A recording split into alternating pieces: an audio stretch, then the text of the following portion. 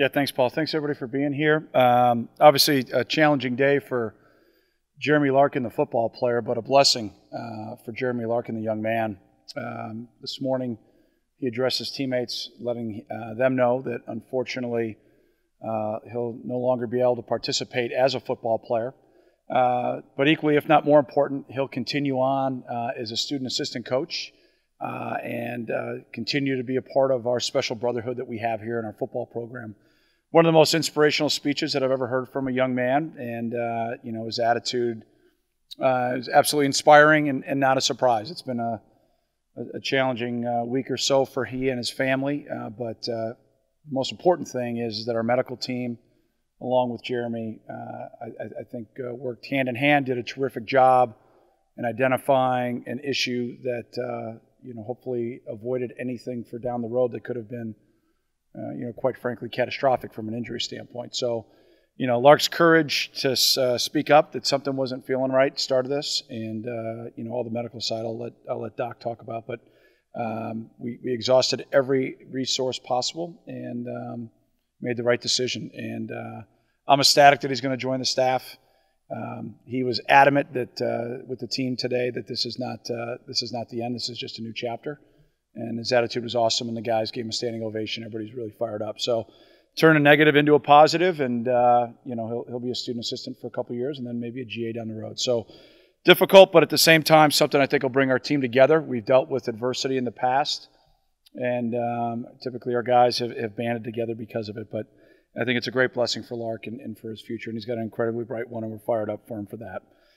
Playing an outstanding, changing gears of the game, playing an outstanding opponent. We're going to have our hands full. I think the guys worked hard a week ago to improve and get better fundamentally and get things cleaned up from a standpoint of what we need to do execution-wise, and we'll get back going to work on the field here tomorrow from a standpoint of specific game plan things. So with that, how about some questions? Fitz, can you just run us through the timetable, when you heard, how many doctors you saw, and when the decision was made? All great questions for Dr. Mianis. But I was told Friday that he would no longer be able to participate.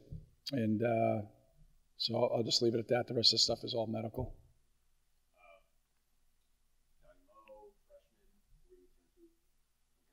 Everybody. Yeah, everybody. Guys will step up. A year ago, it was tough when we lost Keith. Guys stepped up. The year before when we lost Matt. There's other guys too. I don't want to shortchange anybody, but we've dealt with player issues and injury issues in the past, and it's the next guy's opportunity. And I think we've recruited well at that position. And the guys can't control the opportunity that they're getting. It's they would never wish that upon anybody, but it's time for guys to step up. And I expect them just to be their best. That's all the expectation is. Just go out there and be your best and be you and play the best of your ability. And I expect all of them will. Jeremy raised the issue that something wasn't feeling right. Could you take us through that portion of it? That's a great question for the medical staff. I wasn't a part of it. He didn't come to you. No. I'll ask you your favorite kind of questions. Could you give us updates on Tommy Doles? He's great. Blake Hams? Outstanding. Rashawn Slater? Terrific. Alex Miller? Spectacular. Ben Huxley? Wonderfully terrific. Is Clayton still out of pitch count? That's a great question for the medical team. I'm on fire. Come on, let's roll. I'm going to do this every week. I'm going to have the medical team come to every press conference, and I'm not going to say anything. I'm just going to stand here for 8 minutes, and then I'll be done, and they'll take it from there.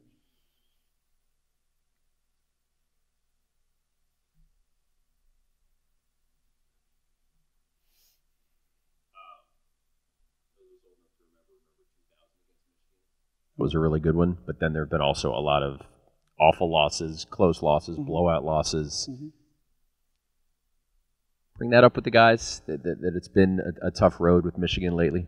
No, didn't bring it up today, and thanks for the walk down memory lane. I think you get so caught up in where you're at with each individual team that to look in the rearview mirror, 96 we made 2 field goals.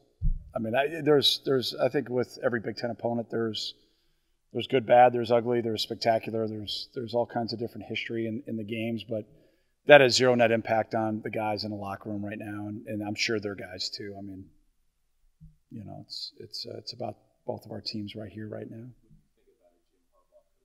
Mm-hmm. Yeah, offensively they're incredibly well coached. They run a lot of different personnel groupings, a lot of motions, shifts, put a lot of pressure on you from a standpoint of defensive adjustments.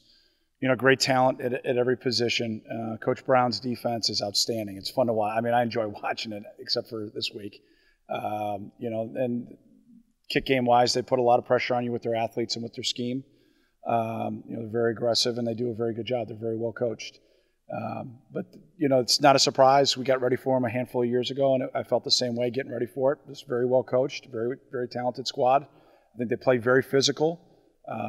You study teams that you haven't played, and we studied them in the offseason, and we thought they were outstanding last year, just maybe a player or two away from probably competing for a championship, and that's the way it usually goes. So just very impressed.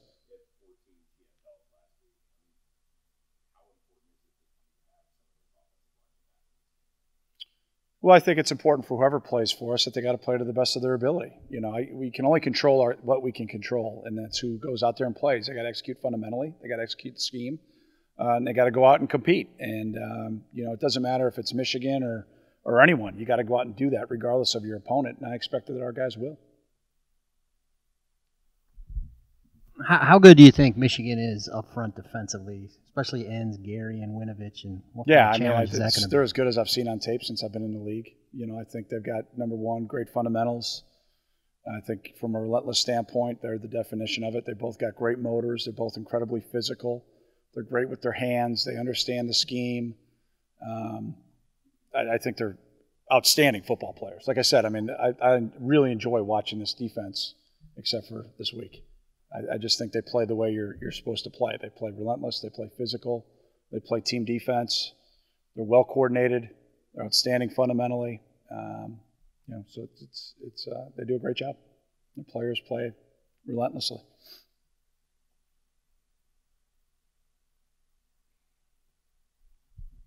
Talk often about goals about winning the division, winning the conference after a slow start, couple of bad weeks. Does that make this game take on extra importance against highly ranked team, home game, coming off the bye week, everything that goes into that? Yeah, our goals don't change each week. It's to go 1-0. If I were all those things you just answered, I guess I'd be scared. So, I don't get scared. I think you go compete. You focus on what you can control. That's us. We got to play better. We can't do the things we did in the last couple of weeks and expect to win. We got to be more consistent. We got to take care of the football. We got to take the ball away. We got to win our one-on-ones in the kicking game. Those are all areas that we have not been successful at, and we got to keep our quarterback clean. So, those are areas that we can control. If we can coach guys to be consistent, the guys got to be consistent in the moment.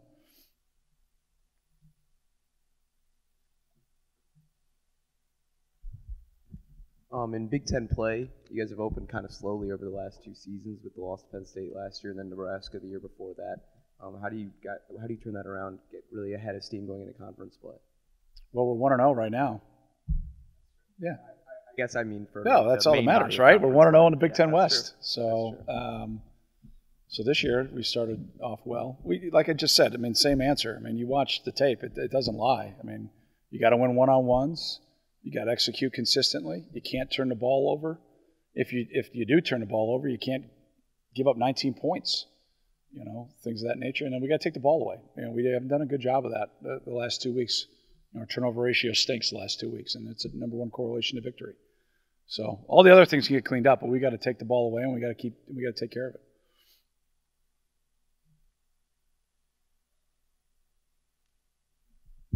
I thought really important play in the Akron game. Akron has a 4th and 2. You're up 21-6. Mm-hmm. There's a kind of a reverse action, mm-hmm. and you got 3 guys pursuing. Yep. And they didn't take the right angles? What happened on that play?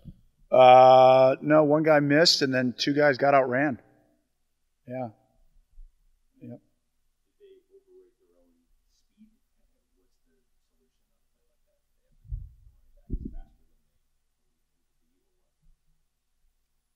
I don't think that's probably going through your mind as a competitor. I think you just got to go make the play. One guy would have been a great play by Joe. He barely missed, if I'm not mistaken, and then looked like we were pursuing inside out. And I thought, maybe one of our guys could have run faster, take better angles. Yeah, got it by half a yard. Big picture question: how do you evaluate your overall team speed?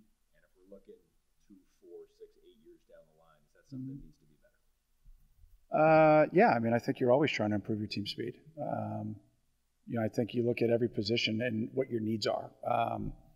You got to get and always be improving from a speed standpoint at all levels, but especially in the skill positions, mid-skill positions, without a doubt. And same thing with up front. You got to get longer guys and bigger guys, and more powerful and explosive guys. So I think that's something that you're definitely always trying to do. Fitz, you had some tough work with the secondary after the Akron game. What has that unit been working on in these past 2 weeks of practice to improve? Just discipline. There were a couple things that we made some young mistakes on, but that can't happen if you want to continue to play. I think some guys learned some lessons that way. And then we lost a handful of one-on-ones for explosive plays, and there were other ones that we won on, and those were basically fundamental breakdowns, especially at the line of scrimmage. So. Got to be better there. You got to win on those plays. Newsome listed as starter this week as a freshman. What has he shown you so far this season? Yeah, he's got a high compete level. I think he's an outstanding athlete. I think he's got an incredibly bright future from a standpoint of big picture for his career. But he's learning on the field, and that's a tough place to learn it. But he's earned the role. And he's just got to continue to get better, which I believe he will. He works incredibly hard, so I expect that he will. And then on the other side of the ball, a little off the board here, but the speed option is a play that seems like the team has really struggled with over the past few years. Sort of as media, we sort of dread when we see it coming. Is that something that you've identified? Is that something you're working on improving on in that particular type of play? I'll just throw it out of the playbook if you guys dread it.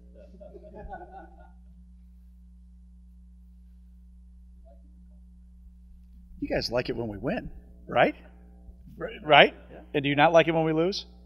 No. Right? Is that accurate? Well, good. Get in line behind this guy, all right? It's a long line, so. Message boards get tough when you lose. Well, those are your buddies, though. You got to, come on, Lou. They're not. You are good friends with those people, right?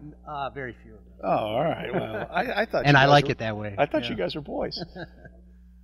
Coming off a disappointing loss like Akron, then you have the week off. Yep. Is that good for a team or bad? Like, will they dwell on it too much with that week off? Would it be better to play right away and get it out of your system? How do you feel about that? I think as a competitor, you want to play every week, right? And then you're ecstatic when you have a bye for your body and your mind, and be able to reset a little bit. I thought we came out of camp ready to go. I thought we competed well in the opener. I thought we started both games against Duke and Akron fast. I don't think we came in not ready to play just through the ebb and the flow of both of those games. We made a bunch of self-inflicted wound mistakes that we didn't give ourselves an opportunity to win. We did the things that losers do. Turn it over, give up explosive plays, lose one-on-ones in inopportune times. And again, if it was one guy, I'd be able to make an easy change. There's enough of that to go around. Maybe should have adjusted a thing or two a little quicker.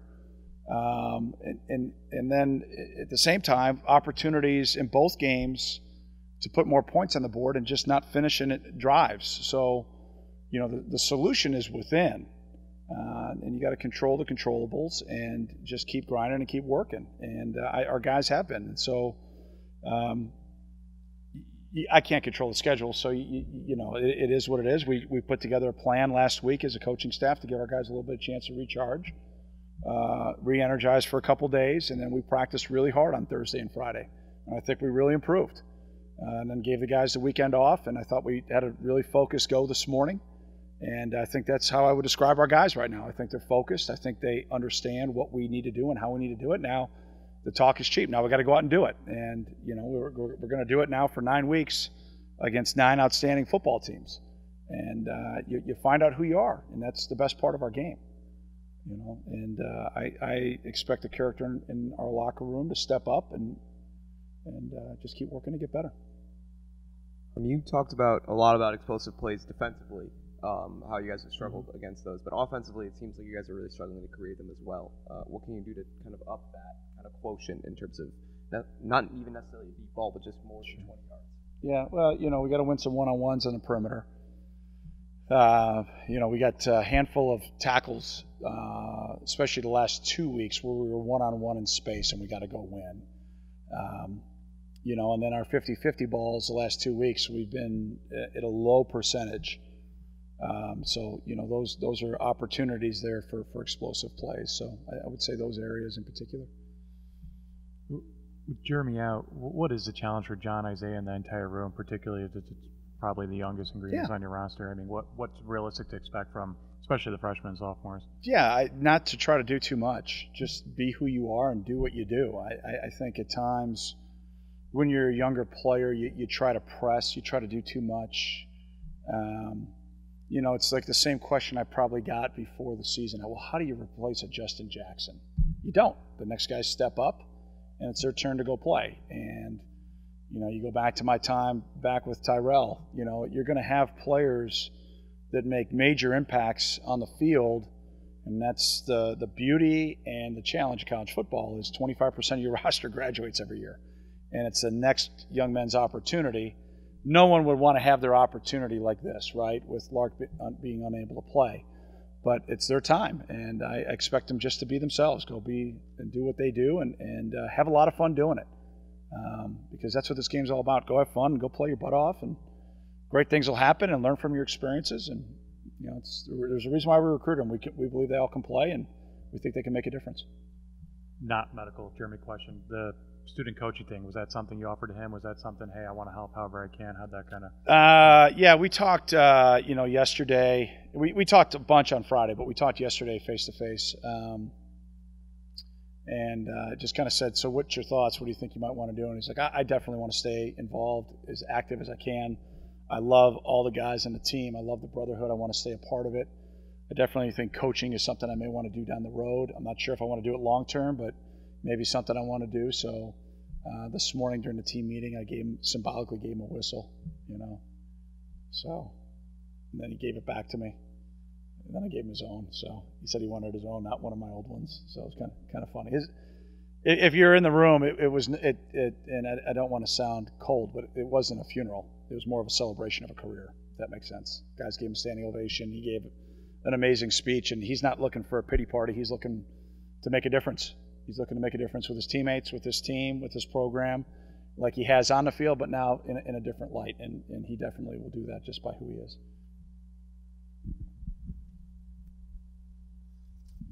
Is Johnny Moe definitely your starter, or is it all in terms of who starts, who plays Saturday? Is it all kind of up in the air? Yeah, so I was fully transparent with the press release today, and I will not be fully transparent with anything as far as that position group. I get 1 week. It's like going back to training camp. You follow what I'm saying, Lou? Okay. I don't have to tell you. You'll find out Saturday. I was thinking about moving Patty Fisher over, but he decided not. He decided against it. Absolutely not. No, he's got this ball security is. All